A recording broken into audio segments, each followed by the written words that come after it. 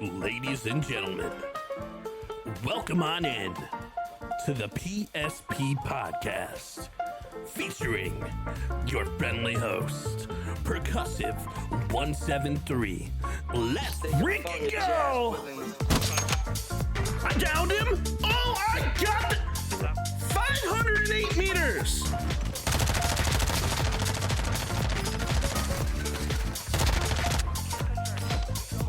I'm pushing everything right now. He gets to Lockman.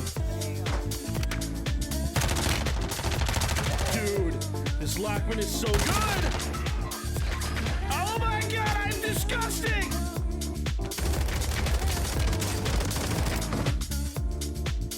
So what do you think about that play, huh? What were your thoughts? Not very smart, man. Not very smart, man. It happens, man. Hey, well, come back. We'll try it again, okay? Very smart, man.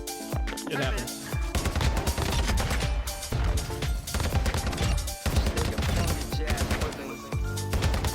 Shit. I guess I'm just gonna shit on him. He's dead. Did I just ace? I just ace. Let's go. Just take a funky jazz with him. Easy triple. Ladies and gentlemen, it is my pleasure to have you be a part of the PSP Podcast. And I'm your friendly host, Percussive 173, and let's have a freaking party. Ladies and gentlemen, welcome on in. My name is Percussive 173, and welcome on into another amazing episode of the PSP Podcast, where Perk spreads positivity. And you guys already know this is the place where we laugh. This is the place where we vibe on out, where we shine and spotlight creators that are just doing their thing, man. And today I've got an incredible guest, the one and only ChefBugGrub. He's an animation artist, a goofy VTuber, and he's the host of the ChefBugGrub Show. And where he brings his energy straight to the mic. We're going to kind of dive on into this journey, not only with him as an artist, but him as a podcaster as well, and how this all ties into the wonderful world of VTubing with creativity and humor that makes him absolutely incredible. And if you guys have not seen one of his works of art, I genuinely think you should. So without further ado, welcome on in, Mr. ChefBugGrub. How we doing today? How's it going, everybody? How's it doing? Thank you for having me, Mr. Perk. I appreciate you, bro. Yeah. Hey, what does the PSP stand for? Does that stand for the PlayStation Portable, or is it like when the drum goes psst? Oh, I mean, it stands for when the drum goes psst, but it also stands for like the Perk Spreads Positivity Podcast, because my goal as a content creator is to spread positivity in any style and any walk of life. So okay, great. Yeah. That's good, man. It's good, man. Well, I appreciate you having me here. I'm excited to be here. Happy to see a bunch of familiar faces here. Yeah, man. So whatever you got for me, lay it on me. I'm ready. Absolutely. So why don't we start a little bit on like the easy side here? Why don't you guys tell everybody a little bit about yourself? Where did ChefBugGrub come from? A little bit about your roots and what got you into content.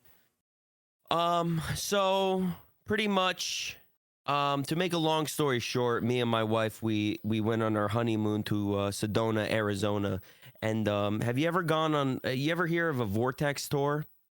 A Vortex tour? No, I've not. Yeah, so we took a Vortex tour, and there was a guide, and the guide was it was an elderly woman, and she put these crystals into my hand, and she said that take these crystals and smoke this, and she handed me a pipe, and I smoked ayahuasca that evening, I looked up at the stars, and I saw space and time sort of collide.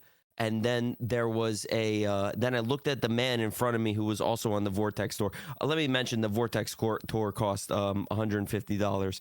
And I looked at him, and I saw this man in this blue shirt with his blonde hair, and he became sort of round and bulbous with these slanty eyes. And I said, that's it. Hold on. And that's how ChefBugGrub was born. You said Vortex tour. Hold on. But there's this mouse. He's looking at me. What's up with this mouse? The mouse? Yeah, the mouse is looking at me.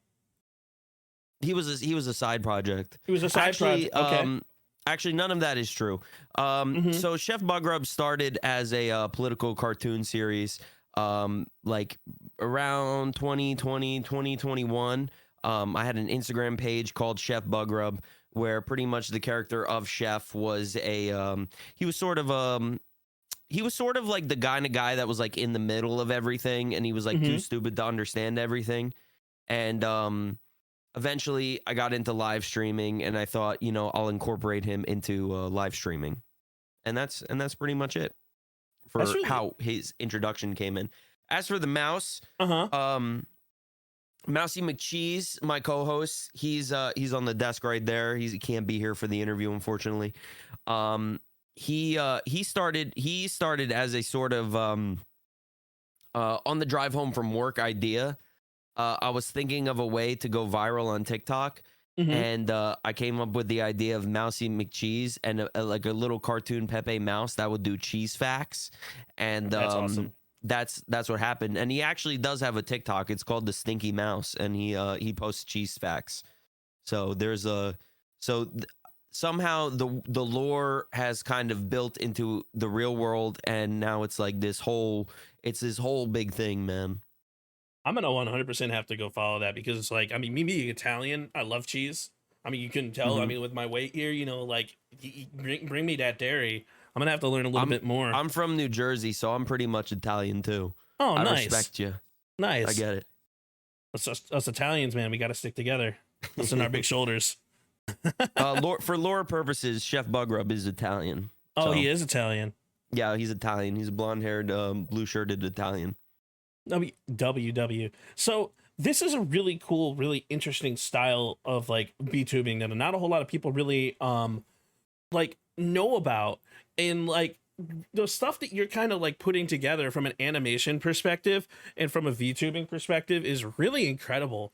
So you want to talk a little bit about like kind of what you're doing from a tech side of things, and like you can go as in depth or like not in depth as you want, but well, do you want me to go into the tech first, or do you want me to kind of present the idea of how I kind of came to this conclusion of everything? Well, let's start with the idea, and then maybe we'll go into a little bit of tech. I think the idea is more important than the tech. Sure. So for a long time, I was streaming under the name Golden Boy Brian. I was somebody that was using a camera. And I would have a PNG tuber of Chef Bugrub, so a 2D version of this guy that you see before you. And, I would switch back and forth if I didn't want to use the camera and stuff. And, I eventually reached a point to where my YouTube got banned for like 24 hours, like permanently deleted for 24 hours, because I posted a video of me playing Metal Gear Solid 4. And there was a scene in it where it got like not copyright struck, but like sexual suggestive thing. And it really wasn't. It was really stupid. But it got me thinking, like, maybe it's time for me to rebrand completely, because I wanted to do it anyways. And I was like, well, I was just going to make a new channel if I never got that channel back. Luckily, I did. And so the premise going into it was I kind of always incorporated like cartoon drawing and things like that. I'm a digital artist. I do, I do a lot of like PNG tuber drawings and things like that for people and emotes.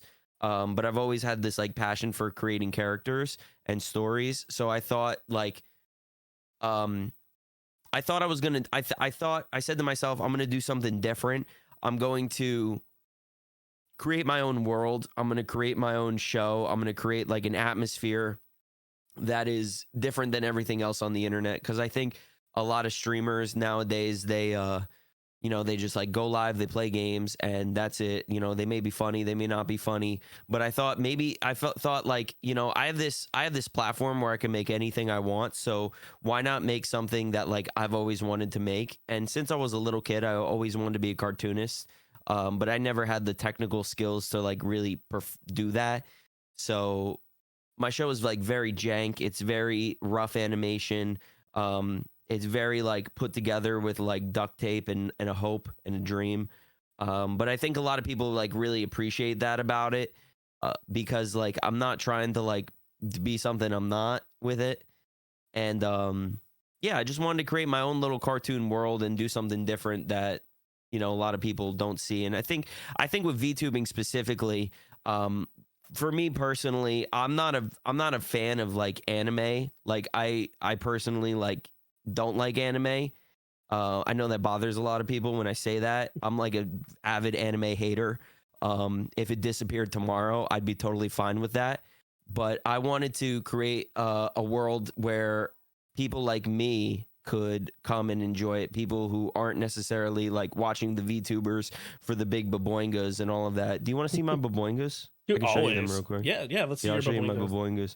baboingas. So the people that aren't watching for the baboingas, you know what I mean? They watch because they like enjoy the content and things like that. So that's where that kind of idea came out of. I wanted to be like a I wanted to be like the Family Guy of like VTubing in a sense. That's awesome. And like that's genuinely like cool. Also nice bazoingas. But Thank you. But like that's genuinely like really awesome. And like you say that it's not well put together. And like from what I've seen, you may think that, but it is extremely well put together.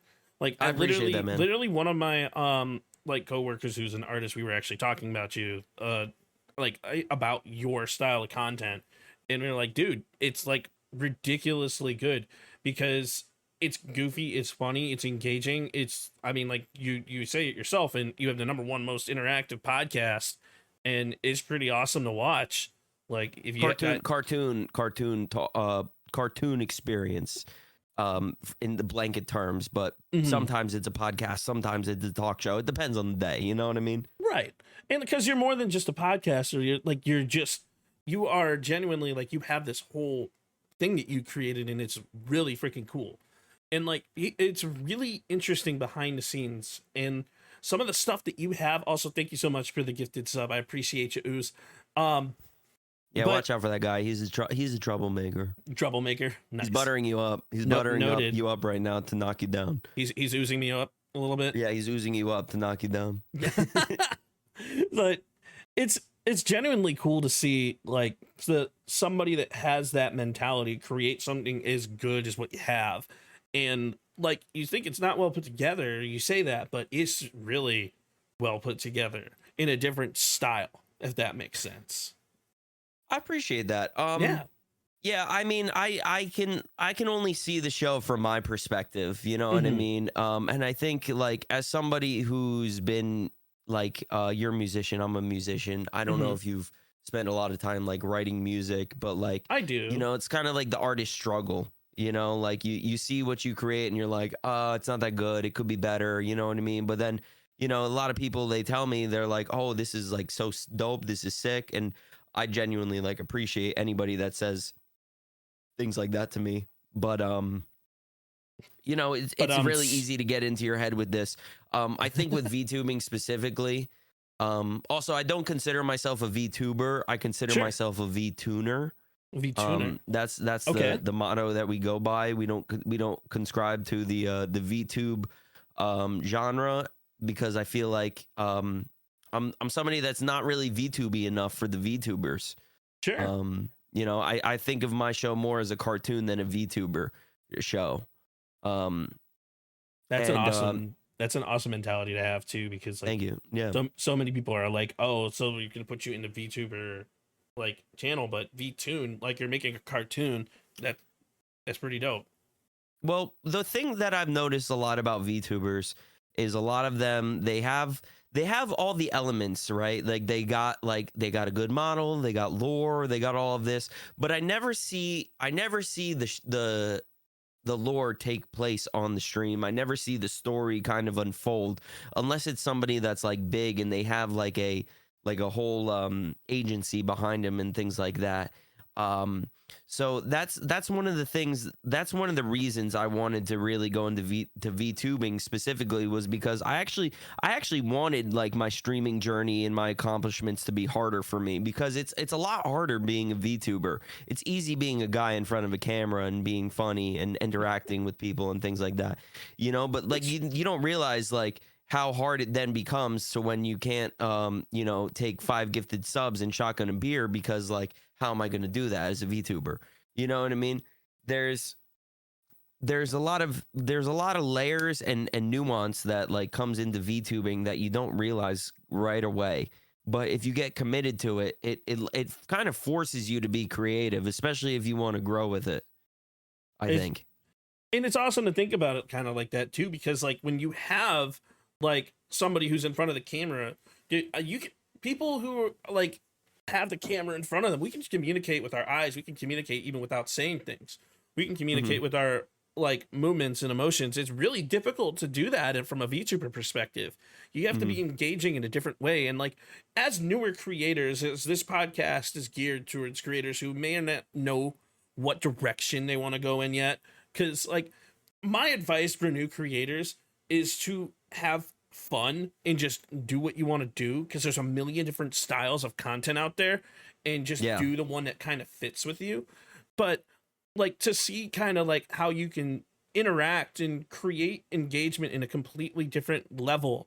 Like it's a completely different tier from some of the other people that I kind of watch. It's really cool to see, man. Like for real. I appreciate that, man. Yeah. I, you know, and I kind of thought like, you know, the using the VTuber I thought was a better branding move too than just using my face, because it's like it's not like I'm I'm not a good looking guy, like, you know, I think I'm like a pretty good looking guy, but like I'm a pretty like average looking guy, you know what I mean? So it's like why not use something that's a little bit more memorable? Like, you know, you see this face, like it's something that you kind of remember, and the whole model, the whole kind of vibe of it. It's a little bit more unforgettable, I think. Oh, so definitely. That was one of the reasons I switched. Honestly, like in the style of animation that you use, like it's definitely an unforgettable situation. Like people don't forget me because I'm a fat, goofy 30-year-old, and how many fat, goofy 30-year-olds want to put themselves in front of a camera? Like, well, I'm 30. I'm also 30, so I feel you on that, dude. I'm trying to work on my weight loss. You know what I mean? Dude, I wouldn't say I'm fat, but I am. I own it. 340, but I'm doing everything that I can to try and lose weight. I actually had T Captain X join my podcast, and I've been working on his 9-month challenge. Been doing really well. I've already lost 20 pounds. Yeah. So I want to continue that trend, and like I want to continue trying to get to my goal of 280, so I can go back on the Top Thrill Dragster one more time. You know? Yeah. Hey, I'm praying for you, bro. I hope it works out. Stay consistent with it. You know, it's not easy. I've gone through a lot of weight loss journeys through my life. I only weigh like 220, but like, wait, I thought the animation was like 5 pounds. Yeah, the camera adds 10 pounds to me. Adds 10 pounds.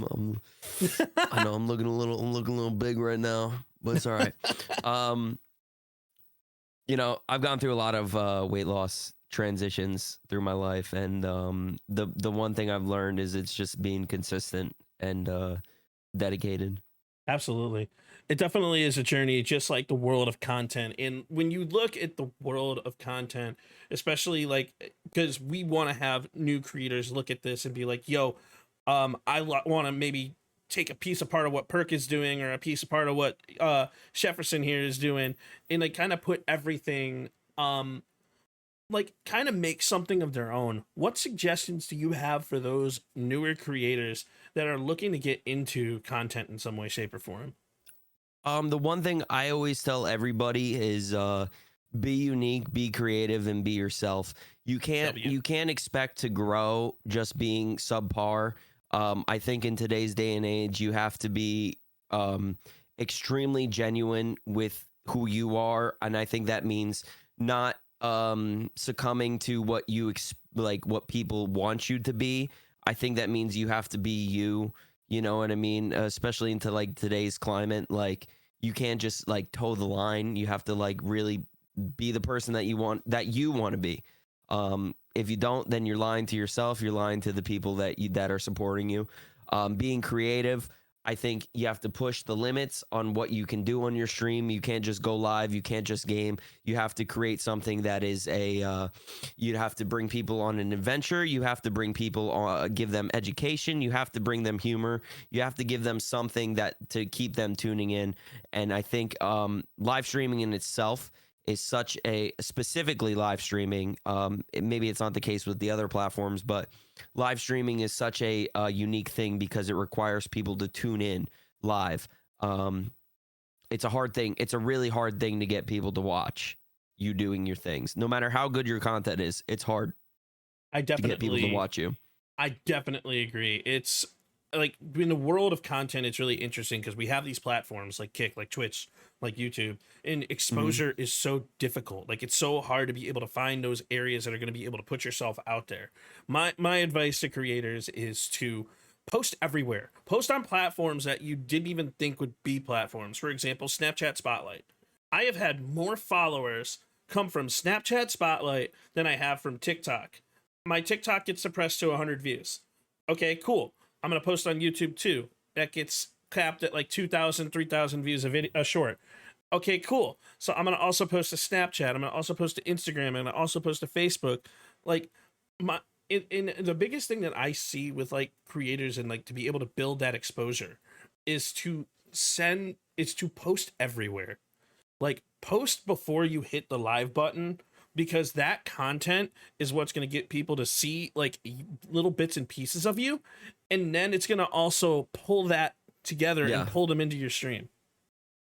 The big thing I've noticed too is like, you know, the videos that you get from your streams, right? Yes. I worked with a guy right before I kind of really booted up the ChefBugGrub Show. I was working with a guy for a little bit who's like a stream producer, and he gave me some like really solid advice. And he said that like your content that you're putting out, like say you got a sick clip from Twitch, right? Mm-hmm. Now that may be a good Twitch clip, you know what I mean? But that might not be a good video for TikTok. You know, that may not be a good video for YouTube. That may not be a good video for Instagram. You know what I mean? So you have to kind of make tailor-made content for those specific platforms. And that's a very good point. The platform algorithms push people in different ways. While Instagram focuses on photos and music, and they also have their Reels section that's tied into Facebook. So it's when you look at Meta versus when you look at TikTok versus when you look at YouTube, there's different styles of algorithms. There's different styles of content that they're looking for. TikTok is looking for more like IRL, real life type stuff, communication type stuff, like lip syncing videos and dancing type stuff. And they're really grinding back away from the whole gaming front and going back to that. YouTube is more on the gaming front, and and you have the YouTube algorithm is kind of like post 1 million shorts that lead to your long form that lead to your stream. It's like a trickle up effect. And then you have your Snapchat algorithm, which is like post whatever the hell you want, and as long as you post consistently, it's gonna throw itself everywhere.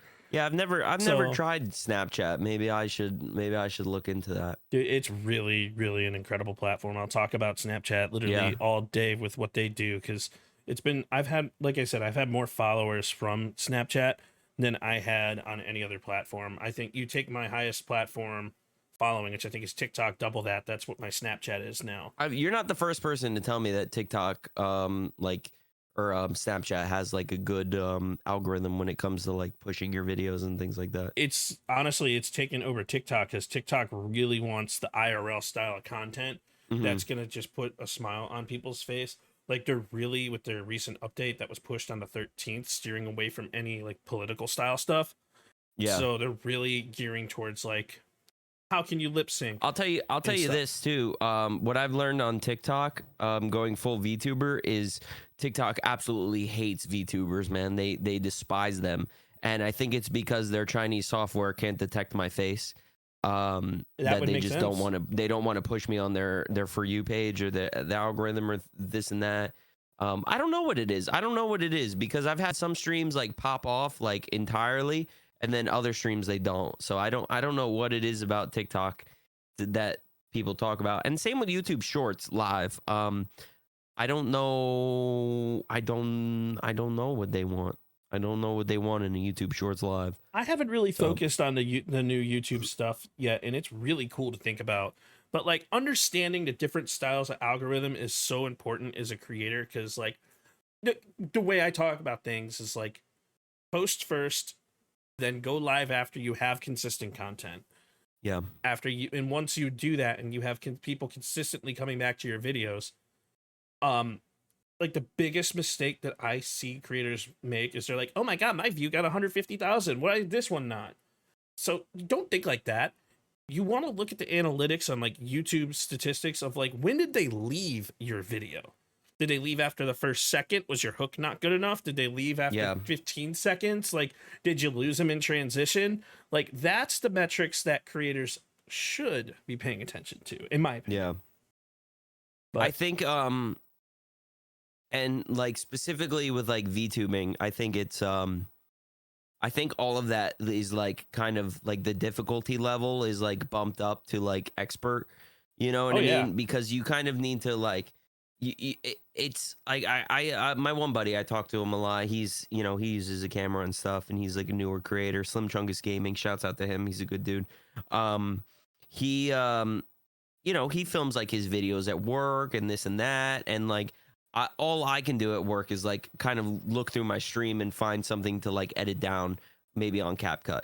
Like I can't do the same thing that he wants to do. So if I want to make something that is like unique and like sort of a scripted video, like I gotta set the time aside, I gotta record that, I gotta like do it, you know, I gotta make it so it's green screen, I gotta put it, and then I gotta transfer it from the streaming PC over to the gaming PC where I do my editing and stuff. It's a whole process, you know, so it's a little bit more difficult. So I think the thing with VTubing that a lot of people get wrong too, and if I'm going to say that this is the most important thing when it comes to VTubing, this might be like, if you're going to make a clip, this will be the most important thing. People get VTubing like completely wrong, man. They think that like, oh, I'm a VTuber. That's my content. I'm a VTuber. Being the VTuber is not your content, man. Okay. You need to get that through your head. Being a VTuber is not your content. You are the content. All right. And you're supplying the content. The VTuber is just the vehicle that you're using to sort of get ahead. You know what I mean? You're using that as your avatar. You're using that to tell the story. You're using that to push forward. And I think the more VTubers kind of learn to understand that, the better their content is going to be. Because I've seen too many people where they just like, you know, they're just like, I'm a VTuber. I'm a VTuber. Oh, I'm a VTuber. Like, dude, I don't care that you're a VTuber, man. Like, entertain me because you're a VTuber, you know? So that was one of the main things that I wanted to push with this endeavor that I went through. And it's a huge point because like you want to make like the whole point of being a content creator is creating the content that's going to be consumable. There's a million different styles of content. And I'll tell you what, one of my best videos ever was literally me staring into a camera, getting closer every minute to Bohemian Rhapsody. It was one of the best. It was one of the best videos that ever got pushed for me. And all I did, like to Bohemian Rhapsody, is just zoom in closer to my eye. That's all I did. And like, there's different styles of content, different ways to consume everything, and like, you just have to find what really works for you. And for me, when it comes to newer creators, like I see too many failed mentality posts. Like I see people posting on Twitter like, I'm a small streamer, right? First off, stop saying small streamer. Stop it. You're already putting yourself in a defeatist mindset. Start looking at yourself in a more positive light with a more positive mentality, and it's going to help you grow. If I wanted to grow, I'd post more consistently and then I would grow, but my goal isn't to grow. I'm very unique in the streaming world where my goal isn't to grow super high. I just want to make people smile and make people laugh every day. That's my goal. And as long as I do that to at least one person, and then my life is happy. So I understand exactly what you're saying. Mm-hmm. But personally, I would disagree. I think that it's important to recognize that you are nobody. I think it's like super important to recognize that like people like you're nobody in this sea of everybody, right? And you need to like push yourself, because if you're just like, I think like, I don't know, man. Like I think positivity is a crutch to kind of deter people from pushing themselves forward. Like, I think that you need to give yourself every single bit of what you have into what it is to like push through. And I don't mean like, I'm not trying to like insult like the positivity thing that you're trying to do. I think that there's a very important place for that.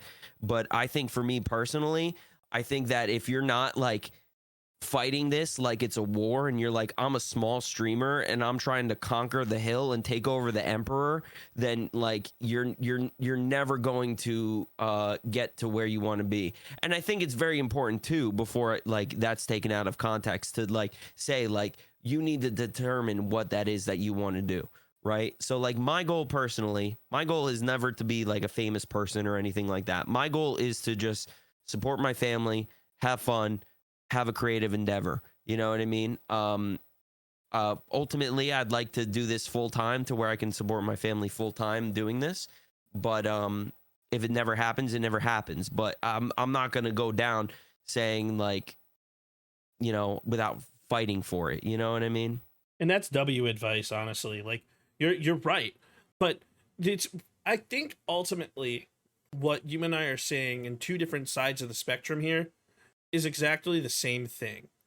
I'm the kind of person like this. If you tell me that my shit's bad and like I'm gonna try to fix it, right? For sure. Where then there's people that are like, well, this guy said that my shit's bad. Well, I think it's okay. And I'm not that person. I'm not that person that's just gonna be like, accept it. You know what I mean? I'm like, well, I'm going to prove you wrong. I'm going to prove you wrong that I can make my shit better. And my I'm sorry, am I not allowed to curse on this? No, you can curse. You can say whatever the fuck you want. So, you know, like I'm not going to be the person, like I'm not going to, I want to prove people wrong. And that's kind of always been my goal with this live streaming stuff, is to like not only prove my haters wrong per se, but to prove my past self. Like when I was 16, man, I wanted to be a streamer. I'm 30 now. I wanted to be a streamer. I was like streaming. I was playing PUBG and stuff like that. I always wanted to do it. Was never able to really do it because of living with my parents and being loud and stuff. And now that I live on my own, you know, I want to prove to like, now it's more of a personal mission where like, I want to put my all into this and give it everything. And, you know, more for my daughter than for me, because like, I want her to know that like I gave every single bit of myself to something creative and to pushing myself and in hopes that it became something, you know what I mean? And hopefully that instills something in her. That's definitely admirable. And like admirable, and like it's really cool to have that mentality. So I guess like going back to like the previous point where I was talking about like both sides of that spectrum, everyone does have different goals. You want to go out there and you want to kind of stick it to them. You want to let yourself be known and like show people, you know what, I'm Jefferson, I'm the shit, this is why I'm the shit. And like I do the same thing, but I just take a different route. It's kind of like we're both going the same way, but I'm just going around the other way, and you're going around that way. But we still have the same mentality, which I think is really cool, because our goals kind of align. And in like talking with you, I'm kind of seeing that. But it's like there's a positivity route, and then there's also a go-getter route. And like you'll hear me say a million times over, if you ever listen to my podcast, 95% of streaming is introspective work. You got to look back at yourself, watch your shit, and figure out how you can grow in every step of the way. Like, for example, if I lose viewers at 9 minutes and 47 seconds, why? And what can I do to change that? And what did I do? Was it an emotion? Was it a thing I said? It's like you have to look back at yourself and watch your own content more than somebody else watches your content. And at the same point, you want to try to find those steps to make yourself better. And that's a huge key. The one thing I kind of want to touch on before we like maybe change the subject or move on. Oh, for sure. You know, it's like people people might take like what I'm saying as like maybe I have like a big ego or something. I want to let everybody know that like that's not the case at all. I think that anybody can do what I do personally. I think it just requires a bit of self determination and things like that, and just kind of pushing yourself creatively. I think what I do isn't really anything impressive in terms of the technical side, and maybe we could talk about the technical side, but like what I do is honestly very easy and anybody could do it. It's just a matter of like, I have no problem talking about like how my stuff works, because I think that no matter what, even if people learn how to do the show exactly how I do the show, then they still won't be able to do the show like me, because I'm my own person, and everybody's their own person, and they have their own. Everybody has their own way of entertainment and gathering a community, which then that's one of the things I really do appreciate about live streaming.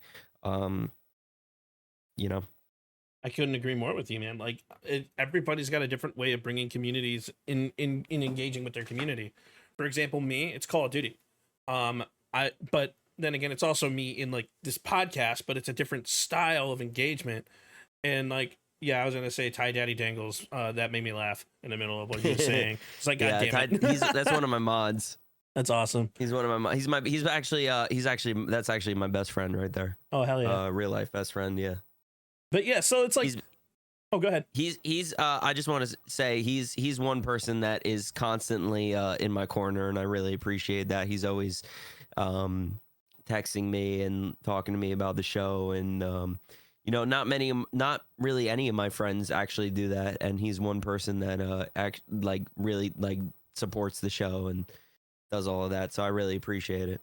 And that's always great to have those type of people in your corner.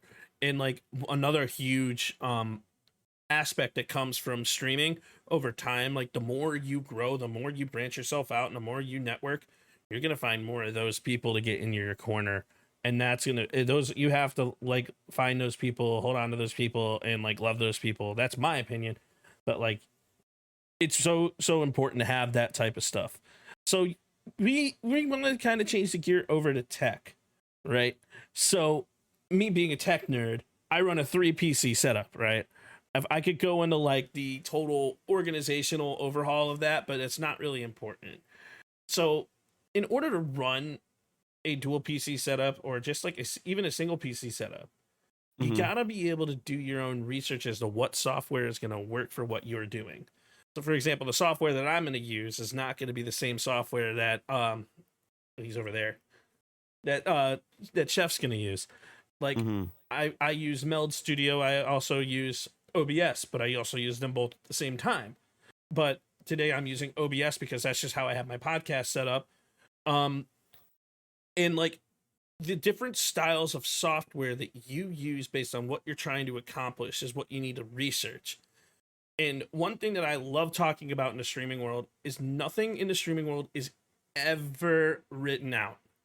Yeah. You have to figure out how to write it out yourself. If it was, then everybody would be doing the same thing. You can find YouTube videos on how to set up OBS, but you're not going to use the same OBS the same way. So what do you do that makes your tech stand out? So my show is an amalgamation of a lot of different things. So pretty much, if I zoom out, is that going to be all right? Are we going to see it all? Oh, go for it. Yeah. No, you're full screen. So my show is a mixture of a lot of different things. So I build all my scenes in OBS. So backgrounds first off, I make in I use Filmora for all my editing. Personally, it's just an easy program, lets me do a lot of the stuff that I want to do. And then everything else is just individual props, right? So the like the desk is an individual prop, you know what I mean? The like the show there, these are all individual things that I've kind of set up here. The phone is an individual thing.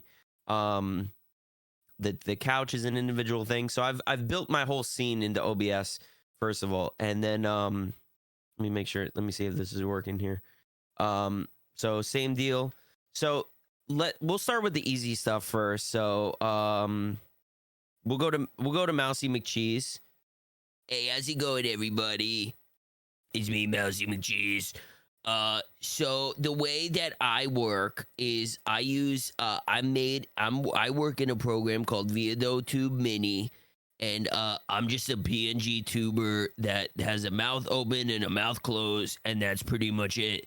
And pretty much all of the characters that talk on the show work that way. Oh shit, wrong scene. I'm sorry. Jefferson through the times. Jefferson. Oh, wrong scene. Hold on. Wait, hold on. Where are we going? All right, we're in the hot tub. We're in a hot tub. That's fine. All right, this is my podcast. ChefBugGrub hot tub scene. The hot tub scene. W. All right, sorry. No, you're good. You're good. Sorry, I'm gonna have to switch the thing to hot tubs and bikinis. You know. Yeah, I don't know why my hot tub was like that, but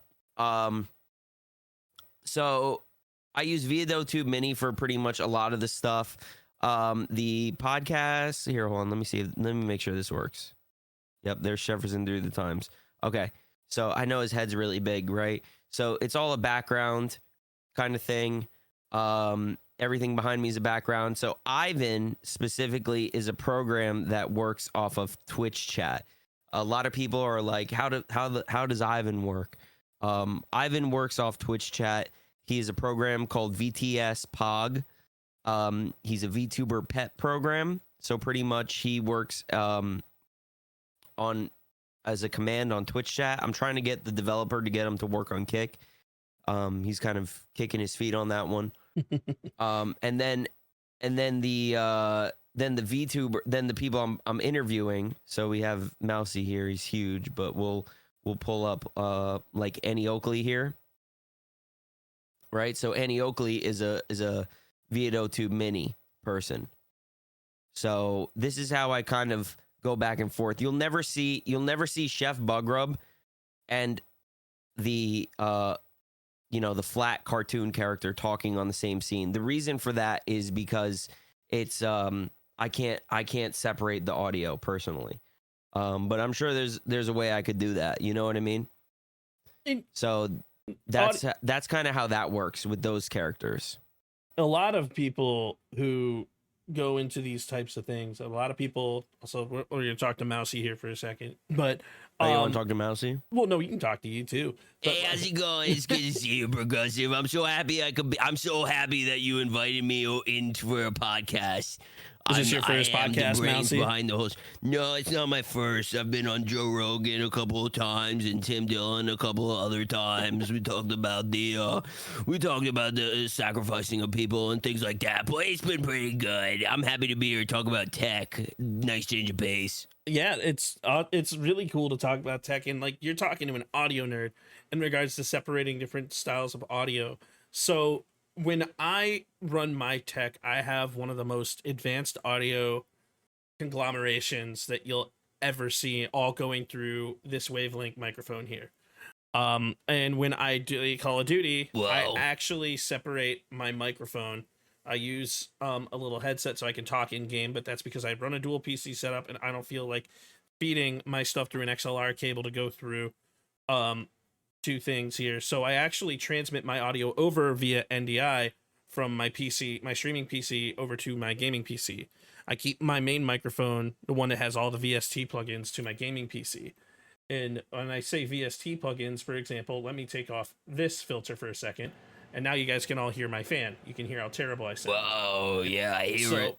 So I understand all that. I got a lot of buttons over here too. I got like a bunch of knobs and things. I press them from time to time. So I'm a bit of an audio savant myself. Yeah, I think you and I were. Well, I don't think you and I were talking. You know, Chef and I were talking a little bit about how him being an audio savant. He doesn't know anything. He doesn't know anything about anything. He's sort of washed up when it comes to this stuff. I'm sort of the brains of the operation.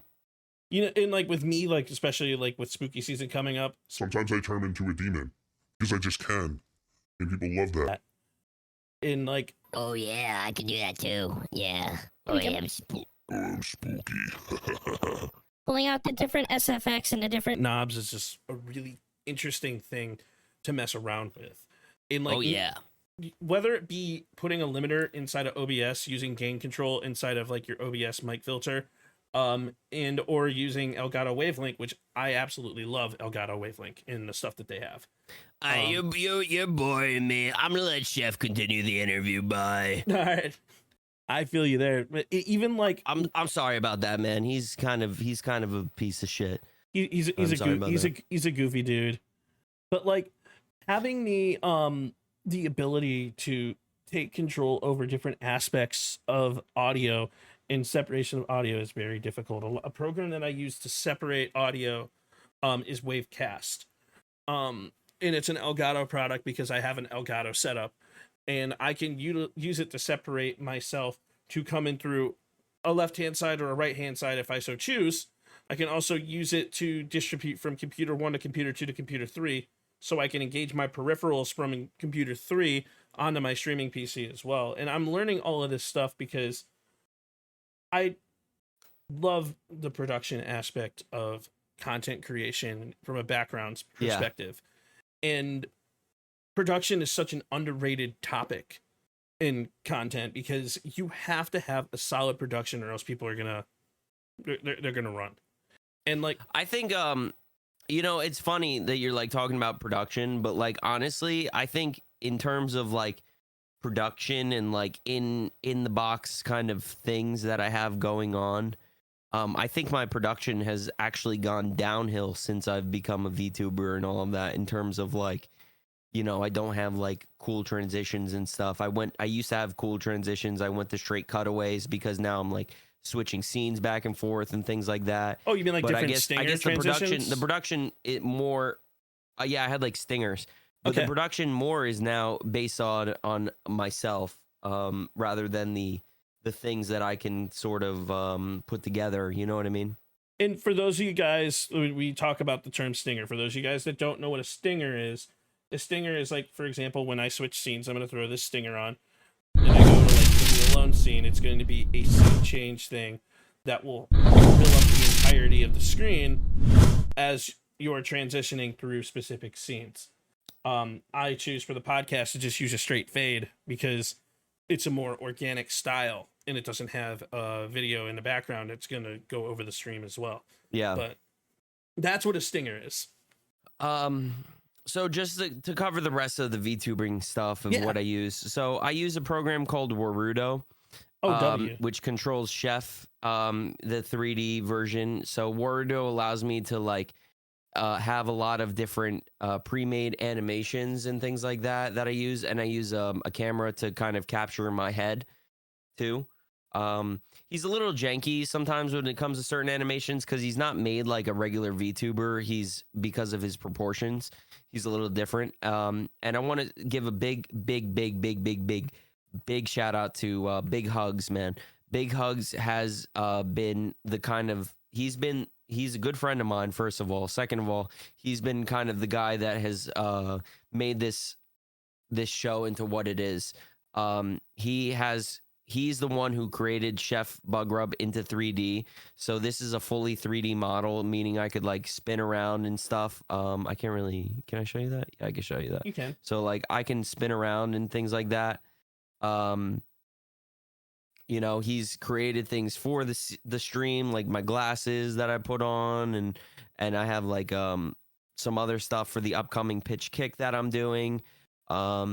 Like a beret and a mustache. He's like, I work with him and he creates stuff for me for the 3D and things like that. So he's been huge with working with me on this, and I really appreciate it because he didn't have to do this. He's never done this before. Like he's a 3D artist at heart. He does fantastic 3D art.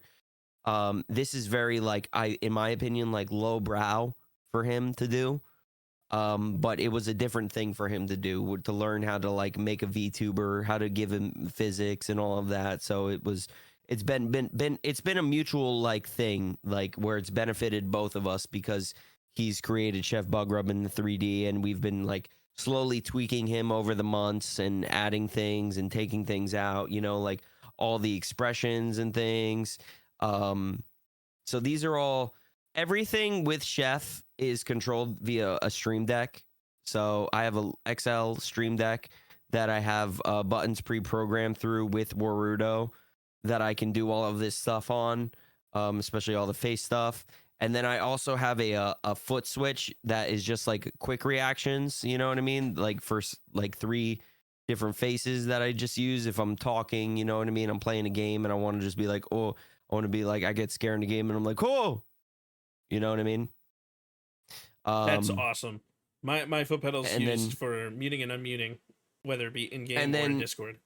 Just to explain my physical setup of what I have, so I have a SM7B that's going into a Go XLR, and that's running into my gaming PC. I use 2 PCs for my stream, and then so all of my music, all my sound alerts, everything runs through the Go XLR, and I can monitor it that way. I monitor my microphone so I can always hear myself.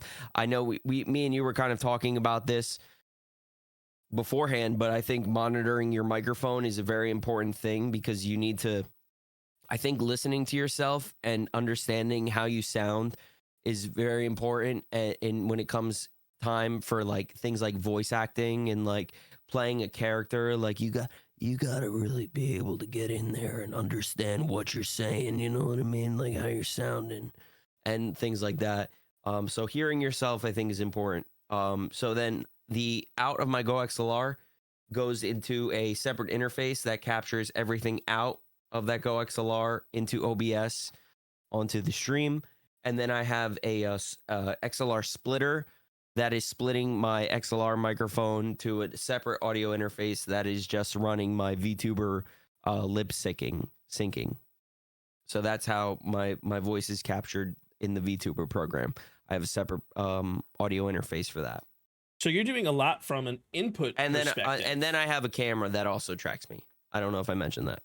Is it what style of camera do you use? So I was actually chosen for Kick Picks like week 27, I think, and I got a free OBS Tiny 2. So nice. I use that for the tracking. I'm definitely deep into the Elgato family. I have an Elgato face cam. The previous version, I want to upgrade eventually to get the 4K because I like recording in 4K. But yeah, the Elgato face cam, I think I look nice. I mean, I think I do. But it's really interesting to see like the different types of technology that people use. The majority of my stuff that's going to be very difficult, it's going to be impossible to show right now, is done through the back end through different OBS settings, as you kind of saw when I was showing a little bit and getting everything set up. Like I'll do embedded scenes inside of scenes, and it's a way that I found out for stability to be a really cool thing. So let's say like I make a mistake and I move you, I could switch back to that secondary scene too, so I don't actually lose production, which I've actually done twice now, being stupid, but you guys didn't see that. It actually looks flawless and smooth. So it's really interesting to kind of like put that together also through utilizing studio mode inside of OBS, so you can readjust scenes as needed and pop right back out to make them utilizing your Stream Deck. So I also have a Stream Deck XL where I have 3 different scenes for 3 different things. Like when I do casting style of stuff, I have a whole page dedicated for casting. Casting is different than podcasting. What it is you're doing a production standpoint for like in-game stuff. I have a whole thing dedicated for meld. I also have a whole thing dedicated for OBS. So a lot of my settings are real advanced in that, and I don't expect anyone to create that. Yeah.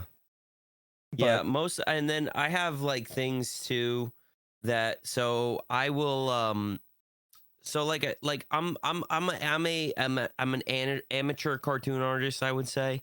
I can make very rough animations. I can make stuff kind of work, right? So I have things that like I have, like I showed you before, like I have the worms guy. It's kind of messed up when you're zoomed in like this, but here, I'll do this. You know what I mean? Like the like these are buttons on my Stream Deck that are redeems on the stream that I can kind of use. You know what I mean? I have the question of the day, things like that. So these are all just like buttons. These are actually scenes that are they have green backgrounds, and I just chroma key them out so they can just show up like in the scene. Oh, so you're doing that via standard video sources then, which I think that's really cool. Yeah, they're all standard video sources, things like that, Fire Effect, all standard videos. You can kind of see the green around it when you look at it. But that's what I like about OBS's chroma key. It really cuts a lot of it out. You have to like look real heavy in depth to be able to really see that. So those are all kind of things that I add to kind of make the show like the interactive cartoon experience, if you will.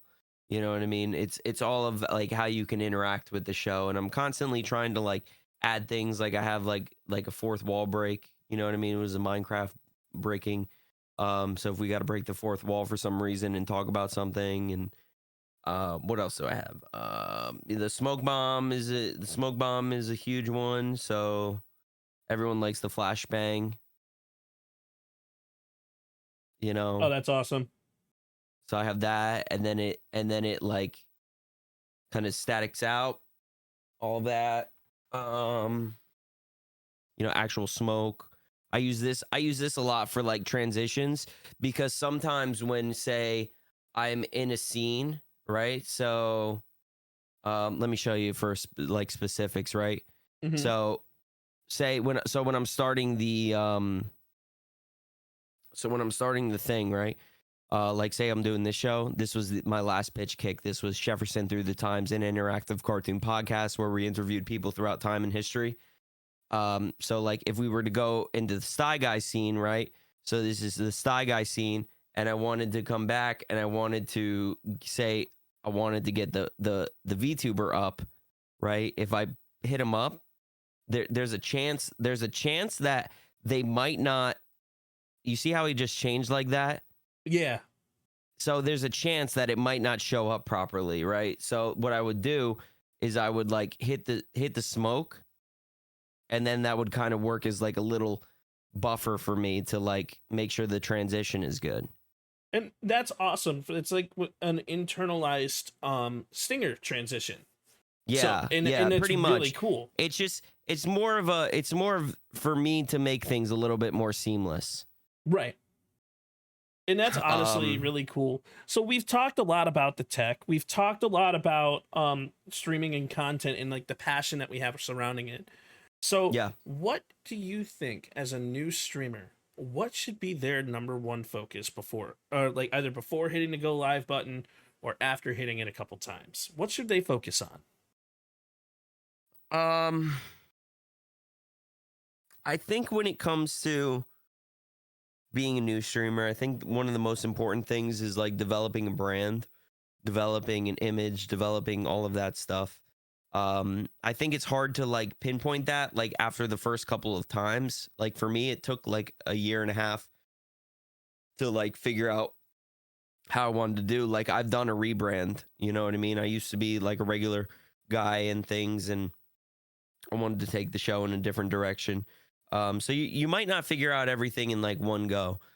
But the biggest thing I would say is like learn how to kind of clip farm, learn how to create clips, learn how to edit those clips down into digestible formats that are good for like TikTok. Watch a lot of things with intent, I think is very important. Watching like TikToks with intent, Instagram Reels. Wait, we're watching TikToks intents?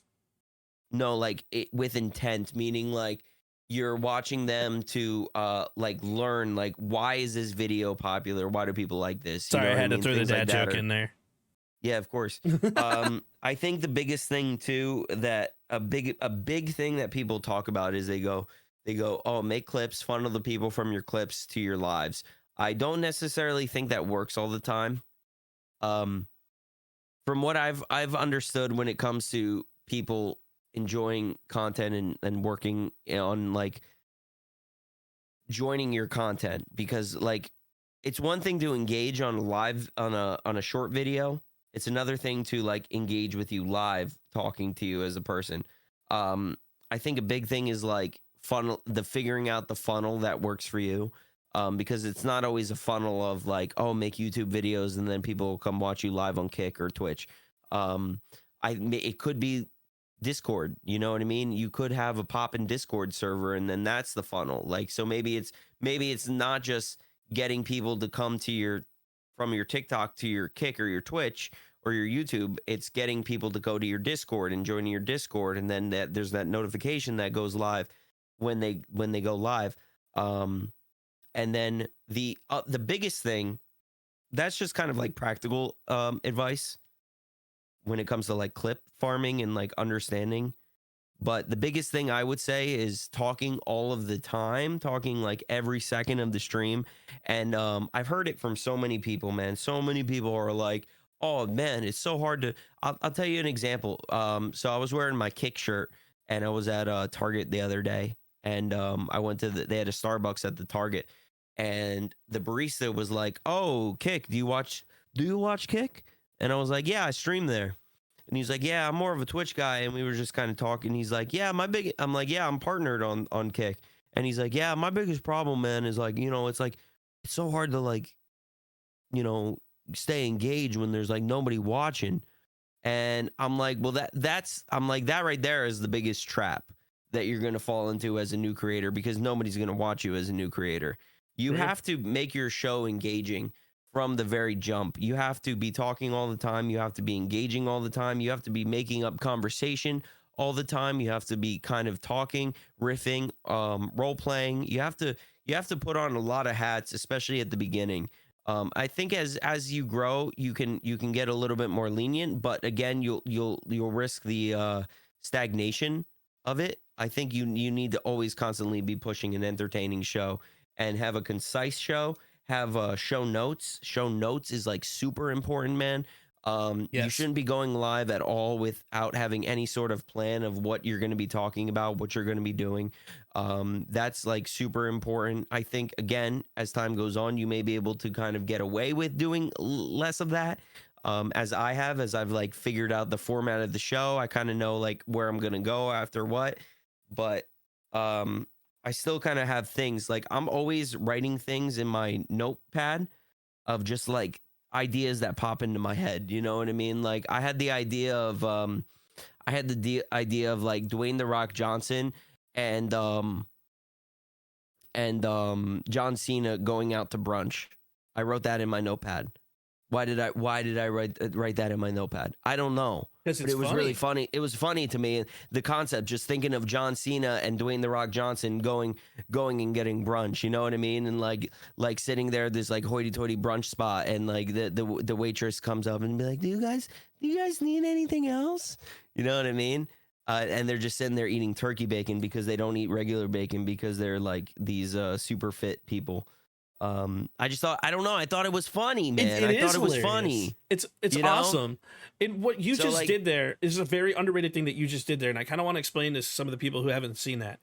Not only did you do step one, which is generate a topic of something of interest, you indulged on that topic of interest too. You evolved that topic of interest and you made it genuinely an enjoyable thing to listen to just as an idea. And as that's literally in a nutshell, the 4 steps of creation that you just witnessed within the past 10 seconds. And it's something that a lot of people struggle with, but that's something that as a creator, you need to learn and develop and harness. I think too, like, using your real life, like you don't have to go into details about things, but I think everybody, especially if you work a job, you kind of have like this world that you live in that you can kind of bring the people into, and you can kind of explain it in a way that like makes sense, right? So like for an example, right? So recently we had an issue where like my neighbor had their grandma like come over and hang out, right? And they parked in front of my house, and it became like this 20-minute conversation of like, where I was parking, and maybe they should have parked there, and like what the whole deal was with the parking. And, like, am I the asshole for thinking that like I deserve to park in front of my house? You know what I mean? And all of that. And that became like a whole 20-minute conversation. And then it indulged more into like, oh, well, the cops came 2 days earlier and they were parked in front of my house. So that was 2 days in a row that I lost parking in front of my house. You know what I mean? So there's a lot of things in like people's lives that like You know, it doesn't necessarily have to be like, oh, I'm talking shit about this person or whatever, but like you can use that for comedic effect. That's what comedians do, man. They get these interactions and they like think about them and they add them to the story in a sense, you know? Well, 100%, because like you touch on that too, because like what comedians do is they indulge on a point, and then when they find that hook, they exploit that hook. And as content creators, even in our own content as an individual basis, we have to find that hook, exploit that hook, and evolve that hook to keep people hooked. And it's really interesting to think about in some of the stories that you were just telling there. And as a newer budding content creator, our goal is to create engaging content, whatever that content is. And you talk about the zero viewer aspect, or speaking to no viewers. But learning how to have a conversation with yourself is going to bring more people in. It's going to make things more inviting. It's going to make things more awesome, especially as a newer content creator. And the longer you do that, the more people will come in and hang out. Yeah, and I think that comes a lot back to the list, like scrolling with intent kind of thing that I was saying about like watching people. But like a comedian like I used to watch a lot, right, was the Chris D'Elia. I used to listen to the Chris D'Elia podcast like all the time. Congratulations pod. And, you know, it's just him talking. And I think understanding that, treating it more like a podcast, less like a live stream, I think is like really important. Man, oh dude, there was something I wanted to say and I totally forgot what it was, man. I was going to say, I have that effect on people and I am so sorry. But fuck, man. It was really good. It'll come back. It always does. Because also on the note-taking on the note-taking concept too, I use the notes on my phone. If I think of something funny, I'm going to write it down. If I think of something awesome that I want to do in COD, I write it down. If I think of something awesome that I want to do in like any type of video game, because I'm more of a gamer, but I evolved into a podcaster. Like I'll listen to people talk like day in the life things. Like I'm going to a coffee shop, and then I had somebody get mad about like the hornets that were in their house, and someone was like, well, why don't you just do the gasoline trick? And he's like, well, why did that gasoline spills on me and the sun lights me on fire? Gasoline trick. Yeah, well, where you take like gasoline and you throw it in like a bucket and then you put it over the hornet's nest so you light it on fire and you accidentally burn your house down. Well, I mean, that's one way to do it, but the smell of gasoline will literally capture them if you put it over the hornet's nest, and then they'll just die into the gasoline from the but anyways, we're not talking about killing things. We love life forms, of all life forms, including animated life forms, but it's like that's something that people don't understand, dude, is cartoon logic. Right. When you kill somebody in a cartoon, they don't actually die. They just come back the next episode. Right. It's literally they will always come back if you're doing it in that. And like I think that people should be watching more cartoons, genuinely, because some of the base forms of content creation come from Bugs Bunny. And I was literally watching old Bugs Bunny clips the other day, man. Dude, it's so good. They are very good. Like the subtle nuances that they put into their stuff, like to get you hooked. Like, for example, Bugs Bunny dancing on Elmer Fudd's head. I remember what I wanted to say. Yeah. And I think it actually ties back to Bugs Bunny, right? For sure. So I saw an XQC clip like a while ago, and he was talking about like the streamer academy when Kai Cenat was doing that. Mm-hmm. And he mentioned one of the most important things that a streamer can do is learn how to stall.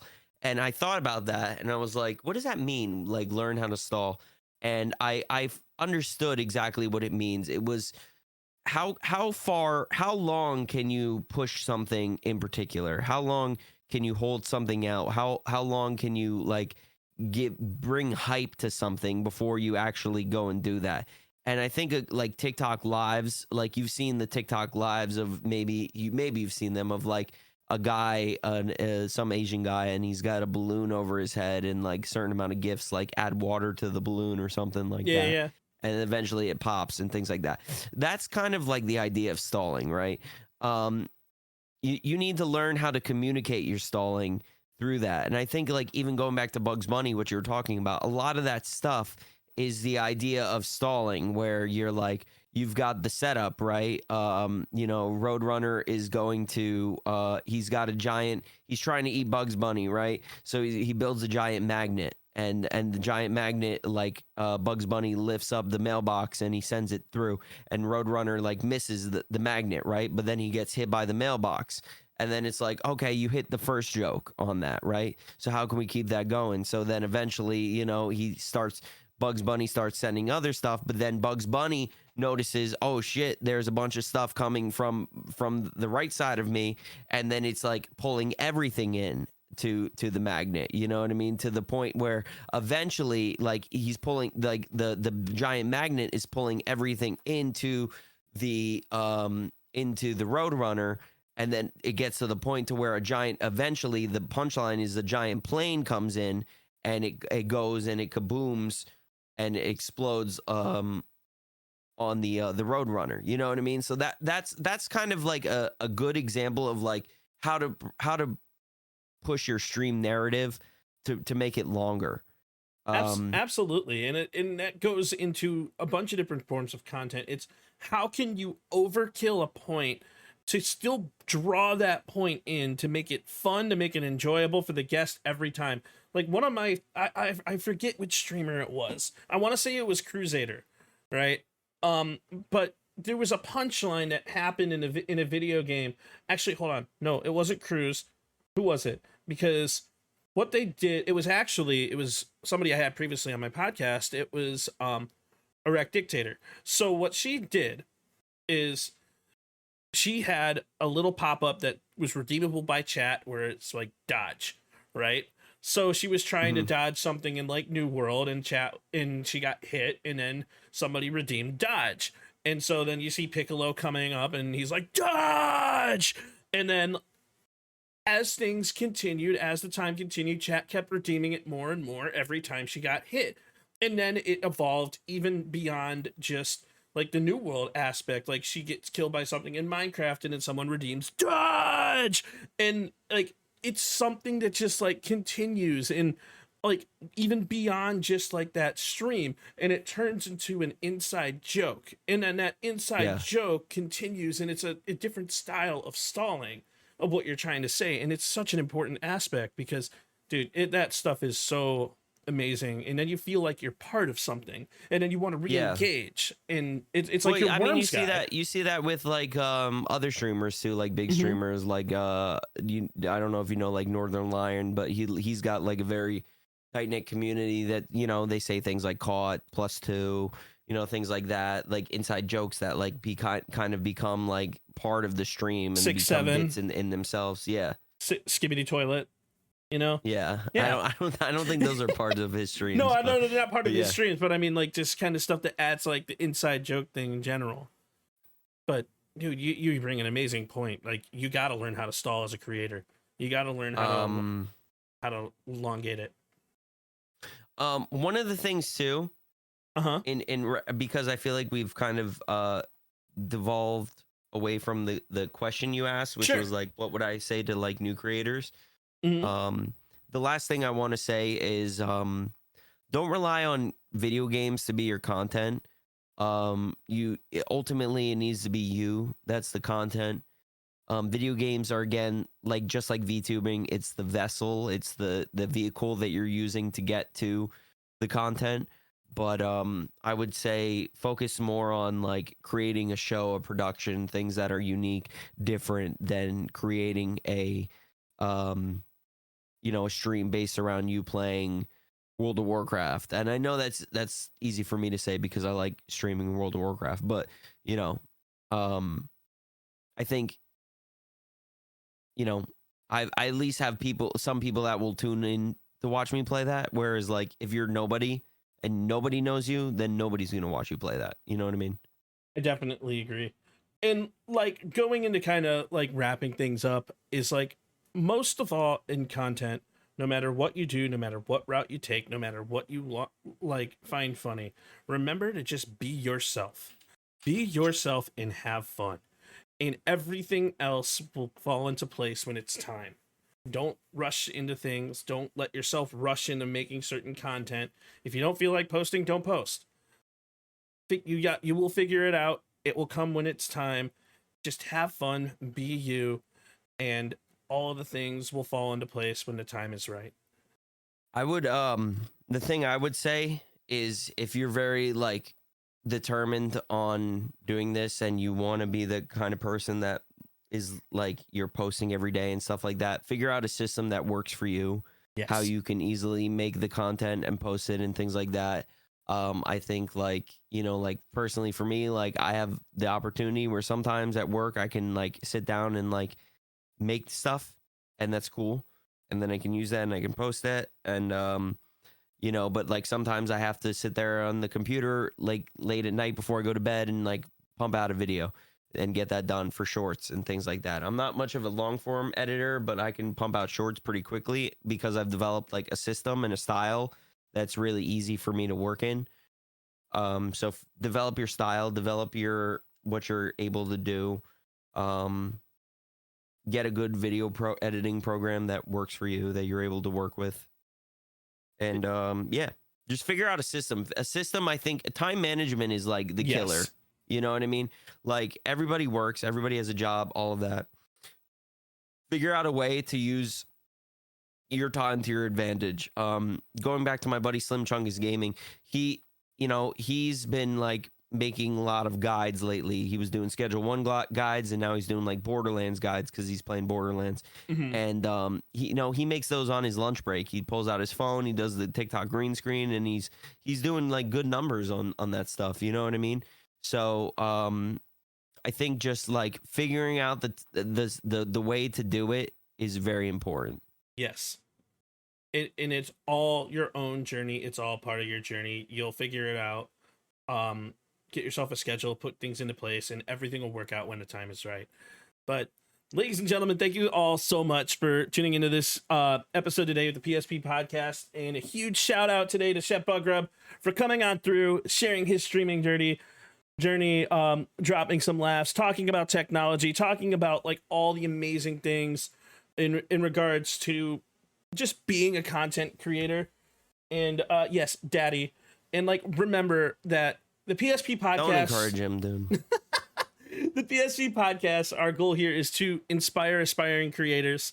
And we just want to let you guys see different avenues of the world of content in this vast world of content. And I'm your host, Percussive173. If you guys are not following ChefBugGrub, go click on his link in your title and go check out his content, and definitely go check out his pitch kick. And keep smiling, keep creating, keep spreading positivity. And everybody, I will catch you next time.